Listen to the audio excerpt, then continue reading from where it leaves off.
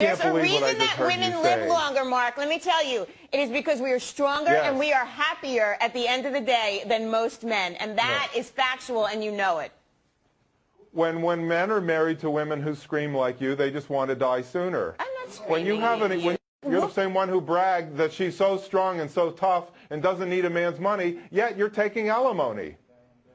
I have 3 children. Okay, Mark. You know what, So, Mark? but you don't need a man's money. All right, well, that's it. Mark Rudolph says he hears whining at home for free, so why pay for it at the theater?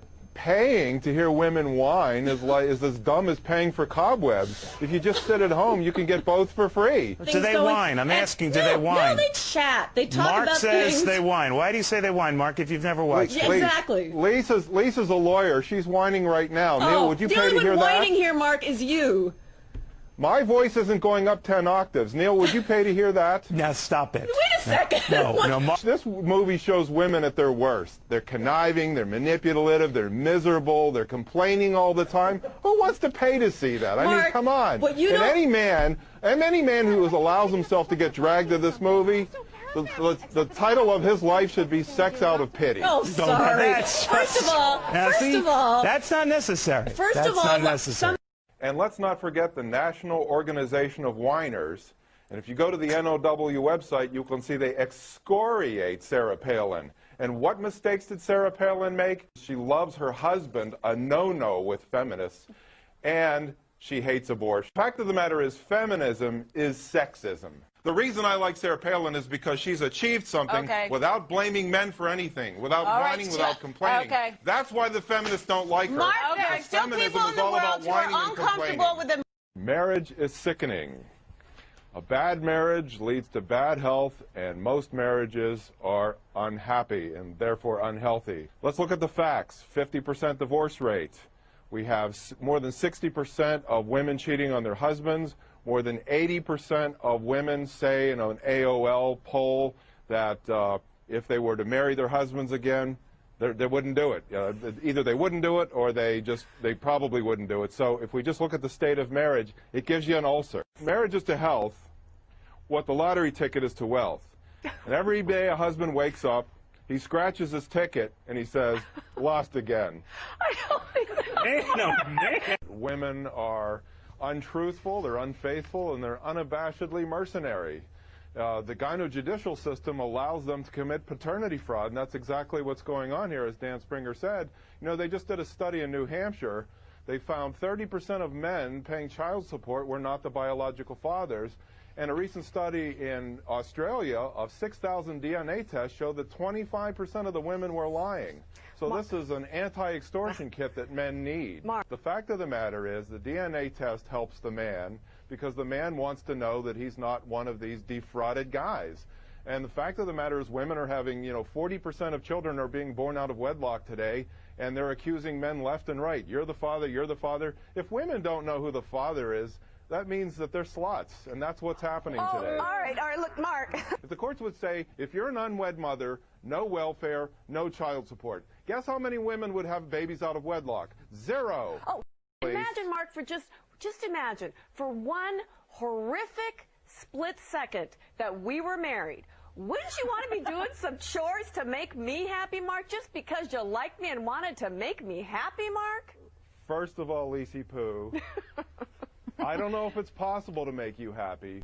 A couple of segments ago, you asked me to imagine being married to you. And ever since then, I've been hooked on Tums. So I think that's really where the sickness came in. Hello Kitty is saying hello to boys. The Japanese company behind that cute little pink and white cat was now going to market a version for boys. Mark Rudolph says this proves manhood is under attack, but attorney Jennifer Brandt says, lighten up. It's just a little cartoon cat. So Mark, it is. It's a cute little cat. What has you so hot and bothered? It's part of a growing trend to feminize boys and trivialize fathers. No real man wants to see his son walking around with Hello Kitty on his shirt. I mean, come on, this is ridiculous. This is proof that fathers, no longer have any control over their sons. And when you have a 50% divorce rate and a 40% out-of-wedlock birth rate, what do you expect? boys, Mark, it they sounds would like you reject had a this problem stuff. with your mom. What's going on here? I don't have any problems with my mom. I have a problem with you, Jennifer. Oh, and we unfortunately just lost Jennifer. So, Mark, you do get the Well, that's last. what happens when you make a ridiculous point. All right. I can't argue with it. You might. Well, I did not know this, but men are feeling feminized, undervalued, frustrated. A brand new survey showing more than half of the guys out there say that women are making the rules.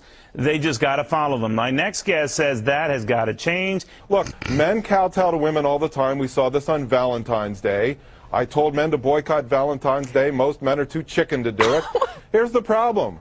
Men are Rambo when the topic is Osama bin Laden, but Bambi when the topic is women.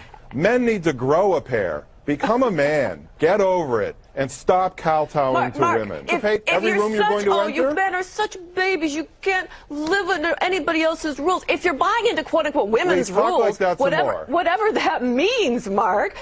The Minnesota Department of Human Rights has declared ladies' night promotions at bars against the law, calling it gender discrimination. But if a private business wants to attract clientele, shouldn't they be allowed to offer them discounts? We're still only being paid 77 cents on the dollar. So if we get a little bit of a luxury of a girls' night out where we don't spend quite as much, come on. All right, now, Mark, how do you argue with those points?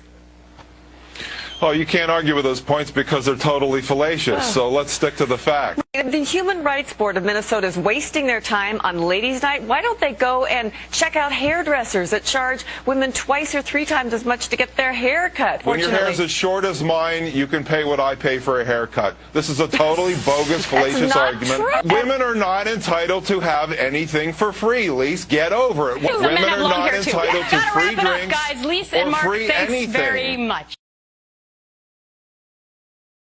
Today's American man is built like a Ken doll, smooth between the legs. It all comes down to tears, tantrums, and sex. He'll do anything to avoid her tears and tantrums and anything to get sex. So now he's living in a gynocracy, and that's basically it in a nutless shell. Oh, my goodness. All right. I can't believe it. Well, the good thing we kind of had the whole, nipple ring thing going, so we kind of set the We're in stage. theme. All right, so we got a theme.